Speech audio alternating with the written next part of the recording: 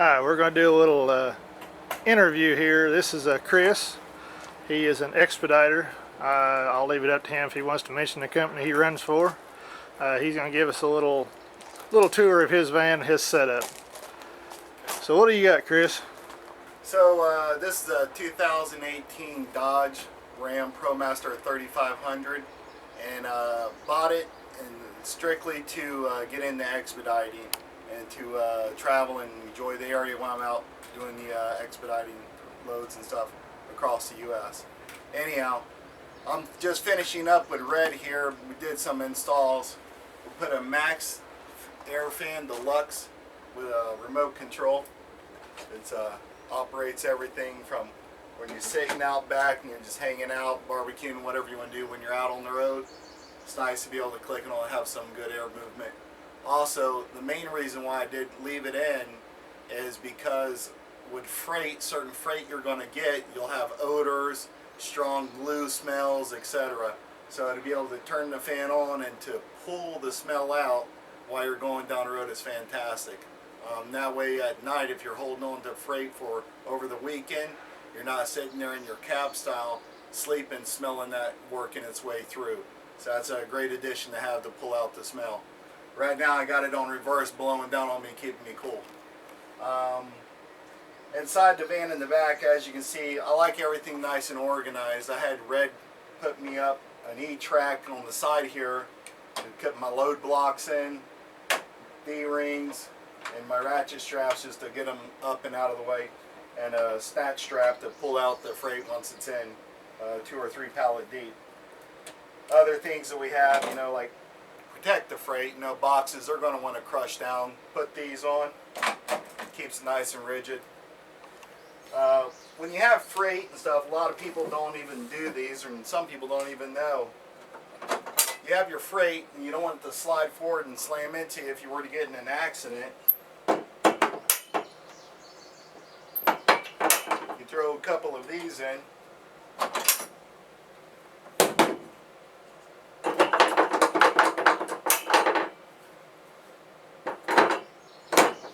Now right there is just a nice locking block. Keeps anything from sliding any forward.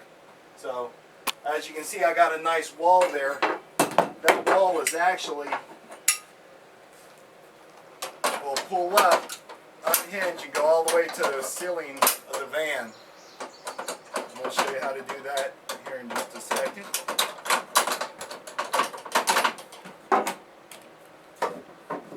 What this does is it allows me to carry 2 pallets up to 3,000 pounds, and it lets me keep my bed and sleeping area. When I have a load that's 3 pallets,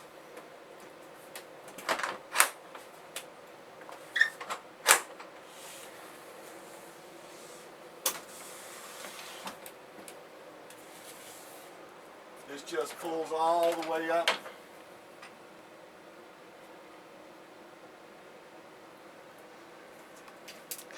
And he takes this. You don't have to show us, Chris. There, he'll take this orange strap and he'll run it under the bottom of it, and it ratchet straps right up against the ceiling and holds it there so it's out of the way.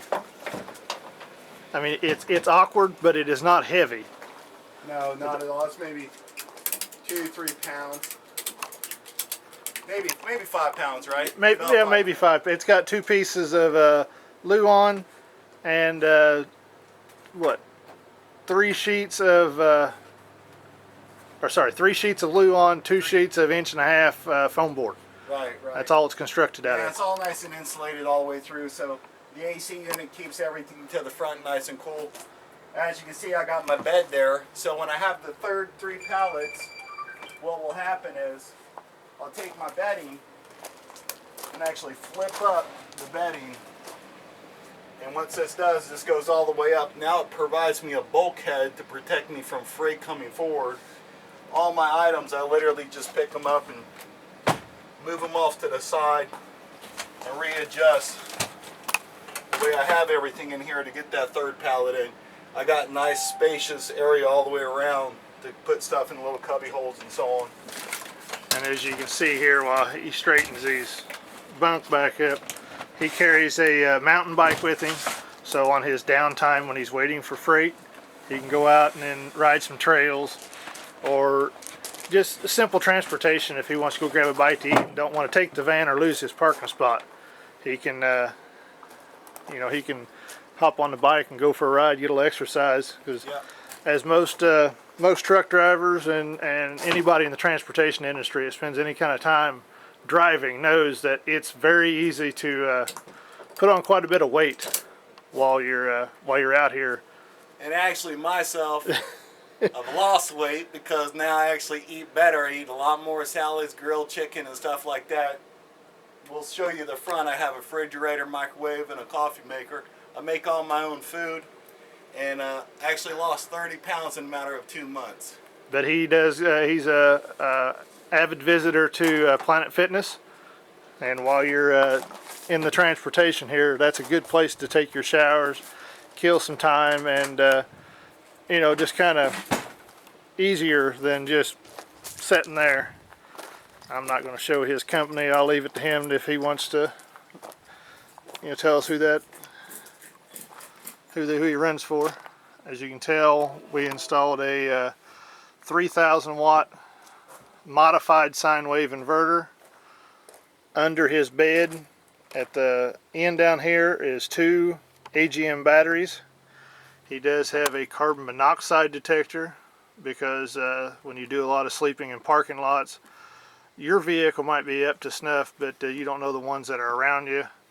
You know that they may have generators, leaky exhaust, and blowing right into your vehicle. We did also this weekend, we installed a 13,500 BTU rooftop air conditioner. It's a Dometic. And if you can see up here, he's got 3 cigarette lighter plugs up there for charging phones or whatever. He also has one right down there by his bed, and that switch operates an LED light that we put up here because these ProMasters don't have a very good interior light.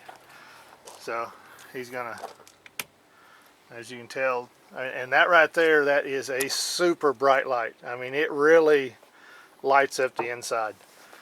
Let's show them the light in the back of the van Yeah, one more time. And there's something else I want to show you. And that light right there, it also ties into a light we installed right up there because of the, like I said, these ProMasters do not have a very good lighting system. Nope. That helps the forklift driver and helps the van driver watch, so when they load at night or unload at night. I'll tell you what, the other thing that I want to point out is when we did this build, I had Red put these bunk rollers on the side, you know, so when they're putting in the cargo freight, they're not hitting the wheel wells and damaging the inside of that. And, I mean, I've seen it where they've actually punctured and actually went through and hit a tire. So this is a nice safety feature to keep that and protect that. It also provides you, like you saw, a lot of extra storage around. But highly recommend doing that if you're going to do it. And then we'll go around to the driver's side here and let you kind of look in here and see see his setup from the driver's seat. And he's, you know, a lot of times these guys are sleeping out there on the road. Before he didn't have an air conditioner. This way he could roll the windows down and keep all the bugs and everything out. That's a good little setup there. And in January, whenever we done this conversion, we take the passenger seat out. He's got a refrigerator, a microwave. He's got a coffee pot there. So whenever he stops, he can make a cup of coffee. And like I said, that's just kind of his little setup here.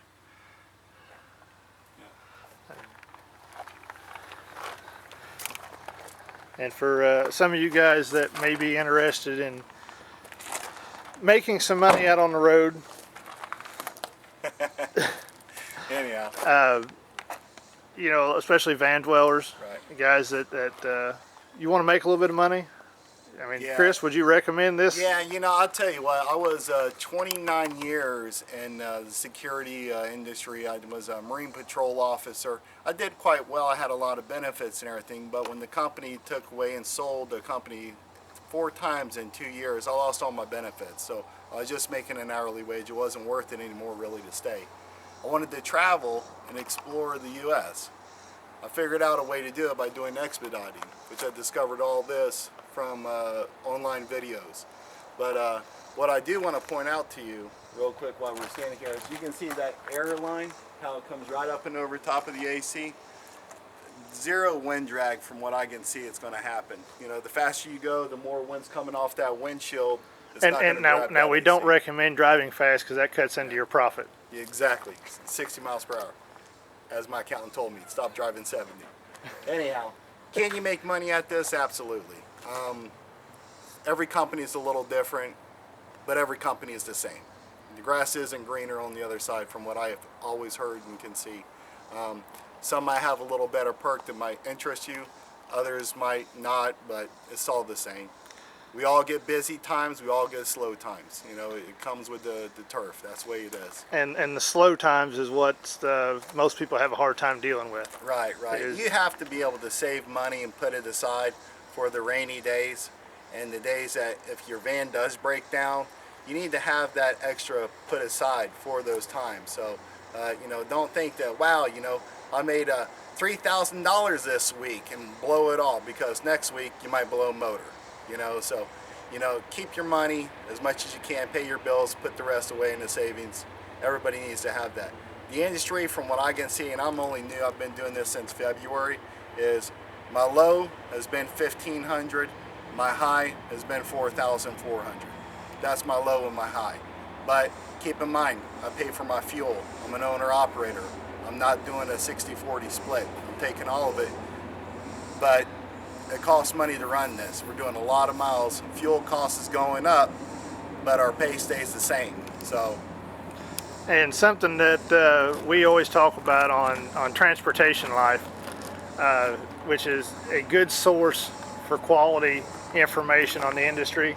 If any of you guys want to learn about it, we also have a Zello channel. It's kind of like a two-way CB radio on your phone. And we have groups of people in there pretty much 24 hours a day. There's somebody in there. Transportation Life, Wheels, Wings, and Rudder. You know, check them out. But we usually tell people, especially if they have not been in this kind of an industry, start driving for an owner to see if you like this kind of lifestyle, because it's not a job, it's a lifestyle. And you really need to see if you can take the sitting and waiting, the, you know, driving for 18 hours straight, you know, if you can afford it. That's one of the things that we hear all the time on the channel and on our groups, is people that don't prepare for it. They don't save, and then they have one little thing, and that's it. They're done. They can't afford it. So, you know, and this is not an industry that you can go out and work 2 weeks and then go home for a week. You're out for 4 to 6 average. And if it's rolling hard, you know, you're better off to stay with it than you are going home and breaking your cycle. But any closing thoughts, Chris? Yeah, and I'll just add to that too. Like myself, I like to work 3 weeks out and take a week off and go home. I've discovered that it's actually cheaper for me because I do live all the way down in Jupiter, Florida. There's not a lot of freight going in or out of Florida. So for me, no matter where I'm at, I try to end up in a really good area, whether I'm in Chicago or Michigan or somewhere where there's a lot of freight moving. That's where I try to leave my van somewhere, whether it's long-term parking and so on. Secure the van, buy a plane ticket. I fly to Florida, turn around, take that return flight back. It's cheaper for me to do that than to pay the fuel and the time of driving and everything to go down. We're talking 18 hours to get down, 18 hours to get back, plus the cost of fuel going each way. You're figuring close to $300, $350 for fuel costs down and back up. I buy a round trip ticket, 2 rental cars to go home, and I end up spending $275 to $320 is where I'll fall in that range. And he's not putting miles on his van, On my unnecessary, unpaid miles by Right, doing that. Exactly, and I'm not getting back in my van and driving 18 hours back up to get into a better freight lane. I'm flying 2 hours, getting in my van, and I'm ready to rock and roll, and I'm in a good freight lane. Yeah. So Alrighty. that's it. This video is getting a little long, so if you guys have any information or want some information, check out Transportation Life, Wheels, Rings, and Rudders. There's a few other groups, Expediter Online. You know, it's a decent industry if you don't need to make a lot. I mean, you'll stay busy. You can make a decent wage, but if you need somewhere where you need $4,000 or $5,000 a month in your pocket, this probably isn't for you. But you know, you can check my builds out on Red's Custom Design on Facebook, Instagram, website. Check it out. Give me a holler. See ya.